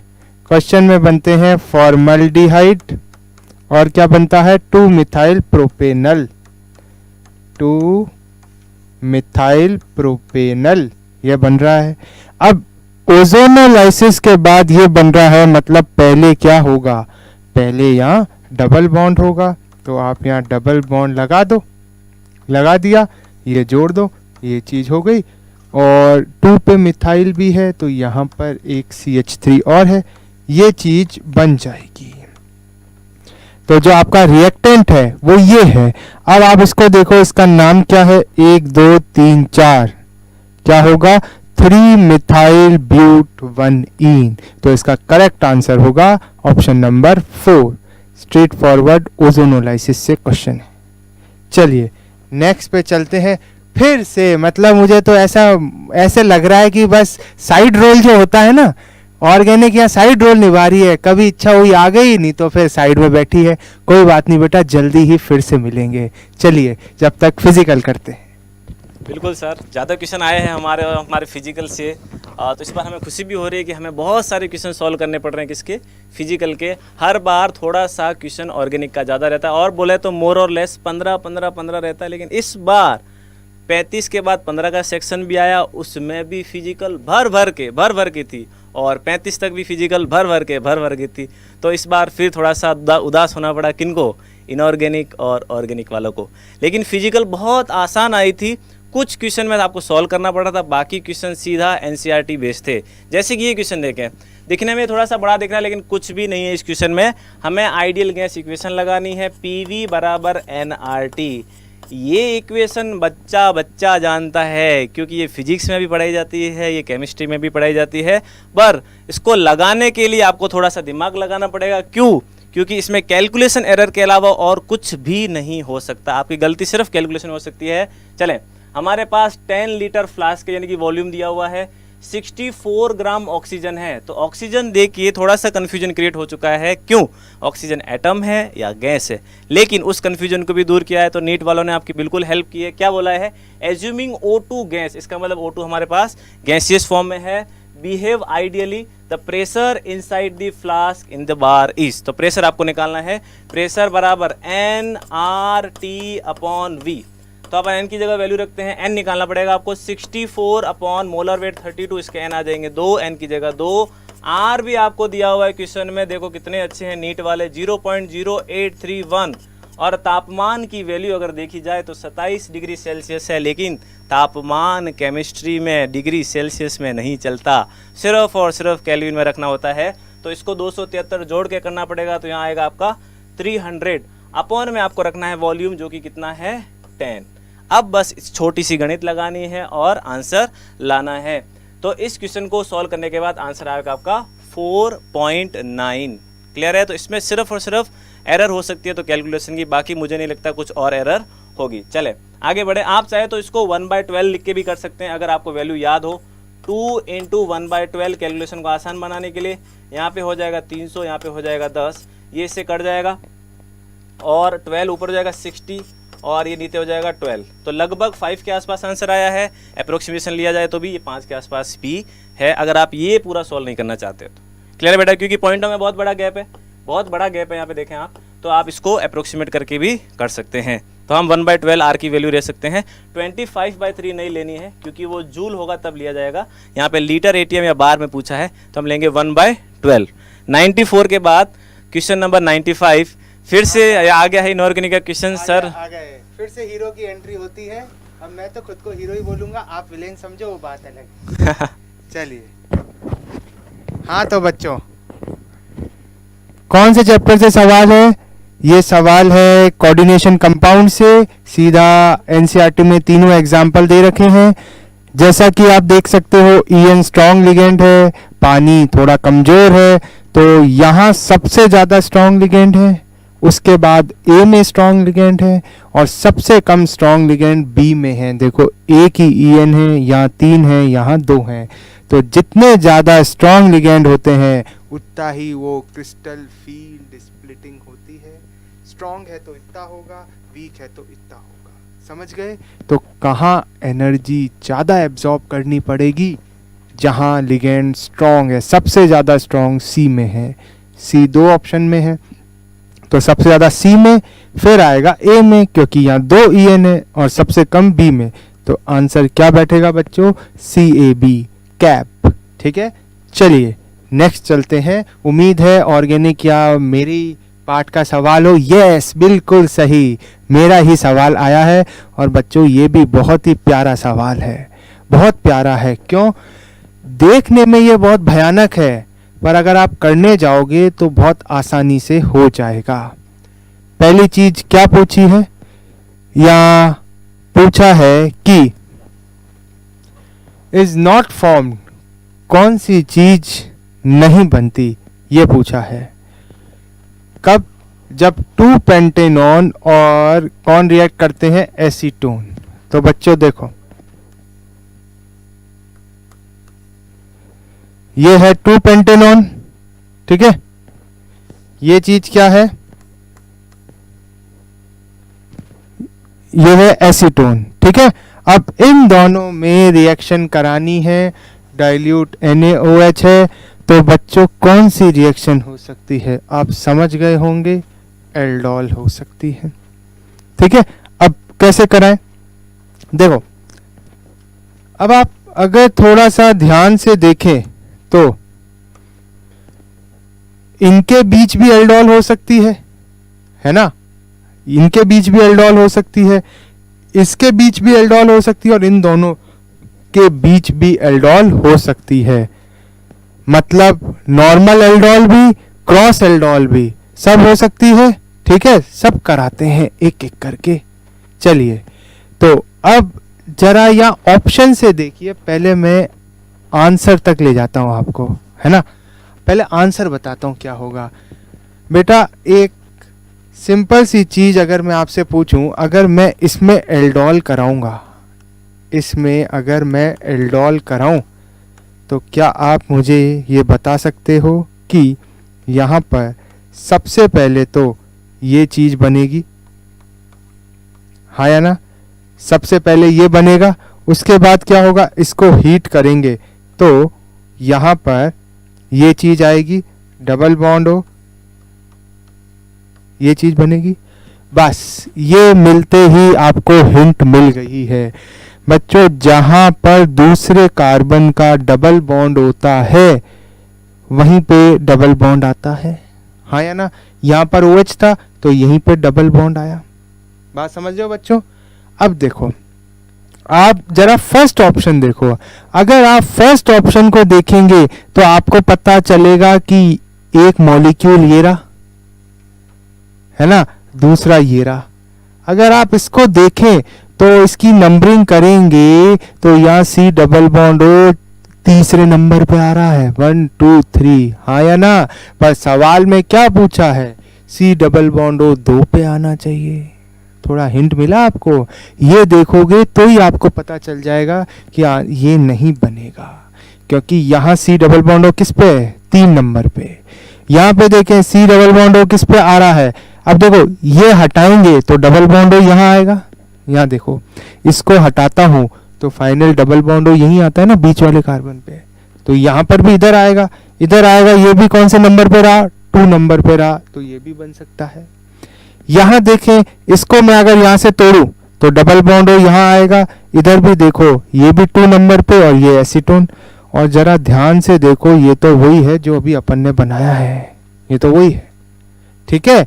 तो यहाँ पूछा है कौन सा नहीं बनेगा, तो थोड़ा सा दिमाग लगाना पड़ेगा पर आंसर मिल जाएगा। तो इसका जो करेक्ट आंसर है वो है 1, ठीक है, क्योंकि 1 में आपको पता ही नहीं चलेगा कि जो रिएक्टेंट है कुछ और दे रखे हैं और प्रोडक्ट कुछ और बना रखा है, तो 1 नहीं बनेगा। चलिए नेक्स्ट पे चलते हैं। सर सर हैं, हम तो बस बाहर बैठे हैं, हवा खा रहे हैं, जब सर थक जाते हैं तो हम आ जाते हैं। चलिए फिर से बाहर जाने का समय आता है और सर के आने का। चलिए सर का फिर से स्वागत कर दीजिए। चलिए बेटा, क्वेश्चन नंबर 97 हम डिस्कस कर रहे हैं। क्वेश्चन नंबर 97, आपको पता होगा कि जब सिम आई तो एयरटेल की सिम आई, वोडाफोन की सिम आई, हच की सिम आई, डोकोमो की सिम आई, क्या क्या नहीं आया, लेकिन एक आदमी आया जिसने सब कुछ क्या किया, फ्री फ्री फ्री, और कहा जियो जी भर के, जिंदगी का आनंद लो। जी हाँ बिल्कुल, जहाँ तक मुझे लगता है क्वेश्चन नंबर 97 बोनस जाना चाहिए, क्योंकि इसमें आंकड़े थोड़े से गलत दिए हुए हैं। दशमलव का स्थान, डेसिमल का पॉइंट थोड़ा सा गलत लगाया हुआ है। इन्होंने 10.5 दिया हुआ है जो कि 1.05 होना चाहिए था। तो जहाँ तक मुझे लगता है कि ये क्वेश्चन जाएगा जियो के खाते में, फ्री फ्री फ्री बोनस। ठीक है, इस क्वेश्चन को फिर भी देख लेते हैं एक बार कि ई सेल अगर इसका निकाला जाए तो ई सेल बराबर E naught cell, E cell बराबर ई नॉट सेल, ये नॉट्स इक्वेशन है। ई सेल बराबर E naught cell minus 0.0591 upon n log of Q. थोड़ा सा अगर अपन सोचें कि ई नॉट सेल की वैल्यू यहाँ दे रखी है, दैट इज 10.5, तो 10.5 में से अगर कोई चीज़ घटेगी तो कितना ही ज़्यादा घटेगी, वो आंसर 9 के आसपास ही आएगा, और 9 वाला कोई ऑप्शन नहीं है। लेकिन अगर इसको 1.05 लेता तो शायद आंसर ये बैठ सकता था, अगर 1.05 लेता तो। फिर भी अपन इसको सॉल्व करें तो 10.5 माइनस 0.0591, कितने इलेक्ट्रॉन का इन्वॉल्वमेंट है, Ag प्लस से जा रहा है Ag 0 और 2 Ag जा रहे हैं तो n फैक्टर हो जाएगा 2 log ऑफ Q की वैल्यू अपन लिखते हैं Ag प्लस से इधर की तरफ जा रहा है, और इसको अपन लिख भी लेते हैं Ag plus 2 Ag and nickel plus 2, इन दोनों को जोड़ा जाएगा, नेट सेल रिएक्शन आएगी तो ऊपर निकल प्लस की कंसेंट्रेशन आएगी, नीचे आएगी आपकी Ag प्लस की कंसेंट्रेशन। तो निकल की लिखते हैं 0.001 और Ag की लिखते हैं, निकल की लिखते हैं 0.001 और Ag की है 0.001, परंतु Ag के आगे 2 लिखा हुआ है तो इसकी पावर में 2 आ जाएगा। कितना भी सॉल्व कर लो ये वैल्यू आपको यहाँ तक नहीं ले जा पाएगी, सारे ऑप्शन ट्राई कर लें भले ही। तो जहाँ तक मुझे लगता है कि ये ऑप्शन आपका या ये क्वेश्चन आपका बोनस जाना चाहिए। तो इस क्वेश्चन का आंसर 9 पॉइंट समथिंग आ रहा है, जो कि मैच नहीं कर रहा है, वो होना चाहिए 0.910 की गलती हो गई, 1 पॉइंट की गलती हो गई है, पॉइंट यहाँ लगना चाहिए था। तो जहाँ तक मुझे लगता है ये क्वेश्चन बोनस होना चाहिए। क्वेश्चन नंबर 97, चलें आगे बढ़ते। 97 के बाद क्वेश्चन नंबर 98, एटॉमिक स्ट्रक्चर, बहुत आसान सा चैप्टर है एटॉमिक स्ट्रक्चर, उसका भी बहुत ही आसान क्वेश्चन आया है। रेडियस का फॉर्मूला होता है 52.9 n² पिकोमीटर। ये फॉर्मूला आपको याद होगा, रेडियस, वेलोसिटी और एनर्जी। तो रेडियस का ये फॉर्मूला है 52.9 n² पिकोमीटर। हमारे पास 2 हैं, एक हीलियम और एक है हमारे पास लिथियम। तो पहले हीलियम की रेडियस निकालते हैं। Radius of helium 52.9 into n²। Helium का n हमरे को दे रखा है सेकेंड बोहर ऑर्बिट, तो n की वैल्यू यहाँ 2 है, इसमें देखा जाए तो n की वैल्यू 3 है। तो यहाँ n² अपन निकाल लेते हैं, 4/2 यहाँ आ जाएगा वैल्यू 2। इसका भी निकाल देते हैं n² 3/3, इसकी वैल्यू आ जाएगी 3। क्लियर बेटा? तो यहाँ लगते हैं 0.529 n² हीलियम के लिए 2, यहाँ पे आ जाएगा रेडियस ऑफ लिथियम प्लस 2, यह आ जाएगा 52.9 और यहाँ आ जाएगा 3 n²। इन दोनों इक्वेशन को आप डिवाइड कर लें। रेडियस ऑफ हीलियम आपको दे रखी है, कितनी दे रखी है रेडियस ऑफ हीलियम, 105.8। अपन अपने को निकालनी है रेडियस ऑफ लिथियम, ये वैल्यू तो कैंसिल आउट हो जाएगी और ये आ जाएगा 2/3। यहाँ से radius of lithium plus 2 comes out to be 3/2 times of 105.8। तो अगर अपन इसको 100 भी माने तो 100 का 1.5 गुना करें तो ये 150 के आसपास आंसर आएगा। सॉल्व करने की जरूरत नहीं है, इसको अपन 100 मान ले, अप्रोक्सीमेट कर ले, क्योंकि पॉइंट यहाँ पे लगा हुआ है, पॉइंट यहाँ पे लगा हुआ है, यहाँ पे पॉइंट बहुत आगे लगा। तो इन क्वेश्चन में आप अप्रोक्सीमेशन ले सकते हो, इसको आप 100 मान के सॉल्व कर सकते हो, 150 के आसपास आंसर आएगा। The answer of this question is 3। 98 का आंसर आपके पास आएगा 3। क्वेश्चन नंबर, एंगस्ट्रॉम में होगा, पिकोमीटर में होगा, मुझे बहुत कंफ्यूजन रहता है इसमें। देखो इसमें 2 फॉर्मूला है, ये गड़बड़ी हो सकती है बिल्कुल एकदम, मतलब क्या डाउट पूछा है सर आपने, एकदम खतरनाक एकदम से, क्योंकि एक बार मेरे से भी गलती हुई थी एक बार टेस्ट देते हुए। देखो एंगस्ट्रॉम में सर ऐसा होता है, R बराबर 0.529 n²/z क्या आ जाएगा एंगस्ट्रॉम। देख रहे हो आप, ऑर्गेनिक वाले फिजिकल में आ रहे हैं, देख रहे हो आप, हमारा धंधा बंद करना चाहते हैं, देख रहे हो आप, हमारा धंधा ये बंद कर देंगे। देखो आप सर, देखो क्या कहना चाह रहे हैं, हमारा धंधा चलेगा नहीं चलेगा? भाई हम साइड में कहाँ बैठे हैं, हम भी तो बीच में आएंगे, खेल हम भी तो खेलेंगे। इसलिए हमने सोचा कि यार यहाँ पर मेरे से बहुत गलती होती है, यूनिट में गलती हो जाती है, देखते हैं सर बहुत अच्छे से क्लियर करेंगे। लेकिन अगली बार क्वेश्चन ऑर्गेनिक के ज़्यादा आएंगे। सर हमारे पास आ रहे हैं लेकिन क्वेश्चन सर के पास आ रहे हैं, सर जो है पराई थाली में घी ज़्यादा देख रहे हैं, सर को धोखा हो सकता है, आप समझ रहे हैं, जैसा आपके साथ हुआ है। बायो बेवफा है, क्या बोलते हो? बायो बिल्कुल बेवफा है, क्योंकि उसने बेवफाई दिखाई है और ऐसे क्वेश्चन दिए हैं जो एनसीईआरटी में नहीं है, और केमिस्ट्री ऐसा नहीं है, दोनों के बीच में है। कुछ क्वेश्चन उसमें एनसीईआरटी के बाहर से आए हैं, तो ये माना जाएगा थोड़ा सा बायो का क्वेश्चन लेंदी हो गया था इस बार का पेपर, बट कोई बात नहीं, केमिस्ट्री ऑन एन एवरेज रहा है, फिजिक्स थोड़ा सा ईजी रहा था, ऐसा बच्चों का मानना है। ठीक है, फिर बायो वाले टीचर डिस्कस करेंगे और आपको बताएंगे पेपर का लेवल कैसा रहा।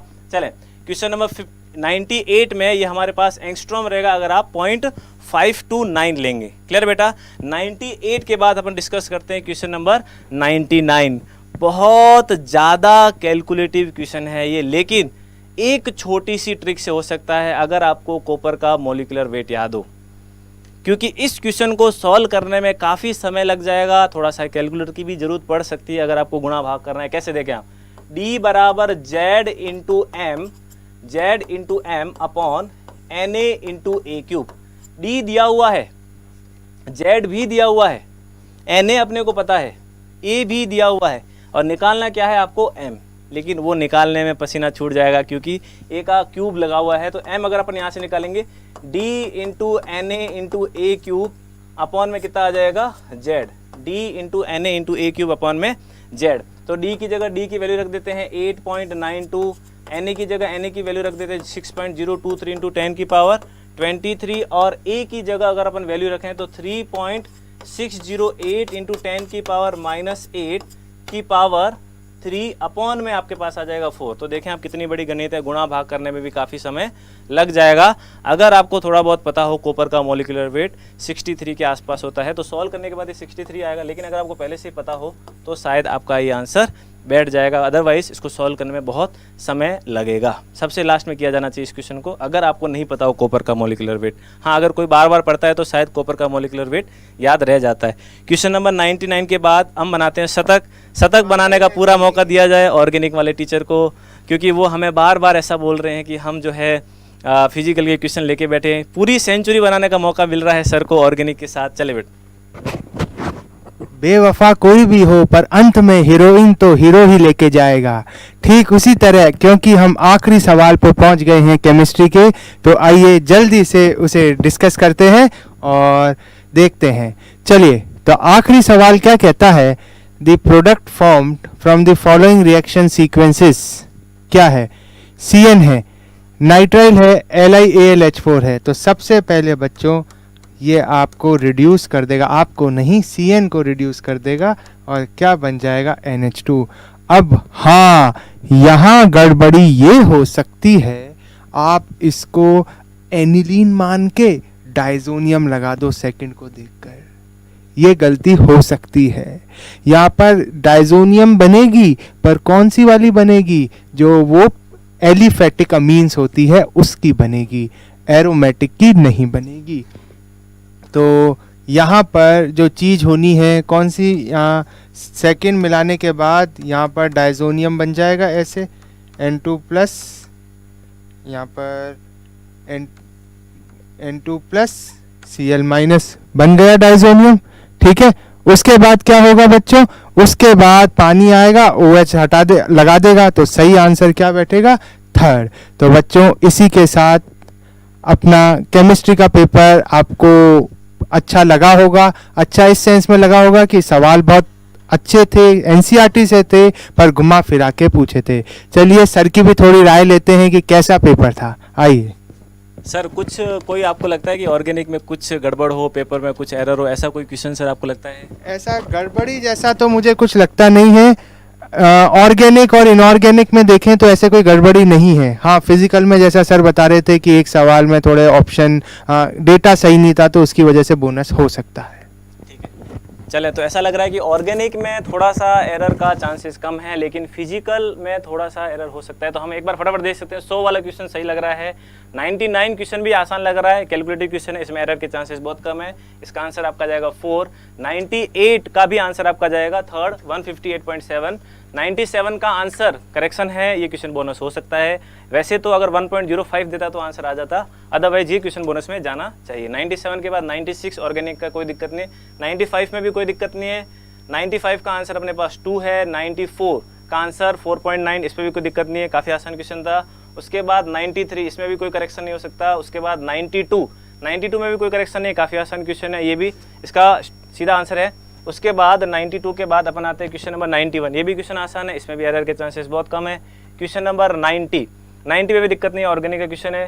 क्वेश्चन नंबर 89 काफ़ी आसान है, NCERT बेस्ड क्वेश्चन है, इसमें भी कोई दिक्कत नहीं है जहाँ तक मुझे लगता है। उसके बाद क्वेश्चन नंबर 88 कैलकुलेशन एरर हो सकती है, बट क्वेश्चन में कोई एरर नहीं है। उसके बाद क्वेश्चन नंबर 87 अगेन ऑर्गेनिक का क्वेश्चन है, आंसर है इसका 4। 87 हम जाएंगे क्वेश्चन नंबर 4 के साथ। नेक्स्ट सेक्शन बी का अंतिम क्वेश्चन 86 में भी कोई आंसर करेक्शन नहीं है, थोड़ा थ्योरेटिकल क्वेश्चन है, केमिस्ट्री इन एवरीडे लाइफ में पढ़ा हो तो होगा। उसके बाद क्वेश्चन नंबर 85, इसमें भी करेक्शन नहीं है, ऑर्गेनिक क्वेश्चन है, आंसर इसका 2। नेक्स्ट हमारे पास 84, इसका आंसर है 3, इसमें भी कोई करेक्शन नहीं है। उसके बाद क्वेश्चन नंबर 83, यहाँ हमारे पास करेक्शन हो सकता है। बेस्ट पॉसिबल आंसर तो हम 2 मान रहे हैं, लेकिन थोड़ा सा डाटा इनसफिशिएंट लग रहा है, तो 4 थोड़ा बहुत अगर अपन माने तो 4 ऐसा हो सकता है। ये क्वेश्चन थोड़ा सा डिबेटेबल क्वेश्चन है, इस पर डिबेट की जा सकती है। वैसे तो बेस्ट पॉसिबल आंसर जहाँ तक लगता है इसका 2 होना चाहिए, 4 भी फिर भी लेकिन पॉसिबल हो सकता है, क्योंकि इन्होंने थोड़ा सा डाटा ऐसा वैसा दिया हुआ है। उसके बाद क्वेश्चन नंबर 82 में हमारे पास आंसर सही है 3rd। नेक्स्ट क्वेश्चन है हमारे पास 81, काफ़ी आसान, option number 2। Question number 80, option number 2, आसान क्वेश्चन। क्वेश्चन नंबर 79, इसमें तो कोई एरर नहीं है, 1 आंसर है। 78 का आंसर आपको बता दिया था शायद, क्या था, आइडेंटिफाई द इनकरेक्ट स्टेटमेंट, ये वाला फर्स्ट, इसका आंसर अपने पास हो जाएगा फर्स्ट। उसके बाद क्वेश्चन नंबर 77, इसका आंसर है हमारे पास 1.32, कैलकुलेटिव क्वेश्चन था, इसमें गलती हो सकती है बच्चों की। 76, ज़्यादा लोन पेयर ज़्यादा रिपल्सन, आंसर इसका 3। उसके बाद क्वेश्चन नंबर 75, काफ़ी आसान क्वेश्चन, क्लास नोट्स का क्वेश्चन है। O2 प्लस आयन डायमैग्नेटिक होगा, O2 पैरामैग्नेटिक होता है, O2 प्लस भी पैरामैग्नेटिक होता है।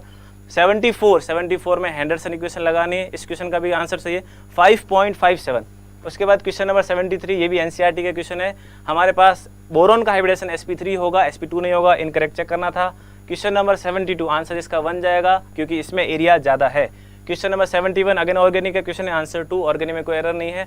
उसके बाद क्वेश्चन नंबर 70 थोड़ा सा क्वेश्चन जो है फिर अगेन डिबेटेबल है, बट बेस्ट पॉसिबल आंसर इसका फर्स्ट जाएगा। नेक्स्ट हमारे पास 69, इसका क्वेश्चन का आंसर है 2, ऑर्गेनिक का क्वेश्चन है। Question number 68, again NCERT based question, इसका आंसर हमारे पास 2 जाएगा, क्योंकि दोनों का हाइब्रिडेशन sp3 और sp2 करेक्ट चेक करना है। डायमंड जो है वो गलत दिया हुआ, उसने ग्रेफाइट आयनिक नहीं होता है। नेक्स्ट ये ऑर्गेनिक का क्वेश्चन है, एरोमेटिक इज 3rd नंबर। उसके बाद ये क्वेश्चन भी काफ़ी आसान है, इसका आंसर अपने पास 3rd, इसमें भी एरर हो सकती है बच्चों की। उसके बाद question number 65 NCERT based question है, ये भी काफ़ी आसान है। 65 का आंसर 4 जाएगा, 64 का आंसर 4 जाएगा। उसके बाद ऑर्गेनिक 63 का आंसर 4 जाएगा। देन अगेन 62 आंसर 3 जाएगा। देन अगेन 61 आंसर 1 जाएगा। उसके बाद 60 का आंसर अपने पास 1 जाएगा। एंड 59, ये क्वेश्चन भी काफ़ी आसान था, आंसर इज 3। 58 आंसर इज 3, ये भी क्वेश्चन आसान था। 57 का आंसर आपका जाएगा 4। उसके बाद बिल्कुल आप इंतजार करें, थोड़ी देर में ही आपकी बायो की क्लास स्टार्ट होने वाली है, तो मैं फटाफट से सारे आंसर बता देता हूं। इसके बाद आपका डिस्कशन होगा बायो का, बॉटनी और जूलॉजी दोनों का डिस्कशन होगा। उसके बाद क्वेश्चन नंबर 55 बहुत आसान, आंसर 1। उसके बाद क्वेश्चन नंबर 54, इसका आंसर 4, काफ़ी आसान क्वेश्चन था, सर ने डिस्कस करवाया। क्वेश्चन नंबर 53, ये भी क्वेश्चन काफ़ी आसान था। 52 आंसर इज 3। उसके बाद क्वेश्चन नंबर 51 और अंतिम क्वेश्चन, इस क्वेश्चन का आंसर है हमारे पास 2। तो मोर और लेस पेपर थोड़ा सा मॉडरेट था, थोड़ा सा इसमें जो है आपका भाषा का प्रयोग थोड़ा सा ज़्यादा किया गया था, इनकरेक्ट क्वेश्चन ज़्यादा पूछे गए थे, आपको गलतियाँ निकालनी थी पूरे पेपर में। तो मोर और लेस पिछले साल से माना जाए तो थोड़ा सा पेपर का लेवल अच्छा था और अच्छे क्वेश्चन पूछे गए। नीट ने इस बार पेपर का लेवल थोड़ा सा बढ़ाया।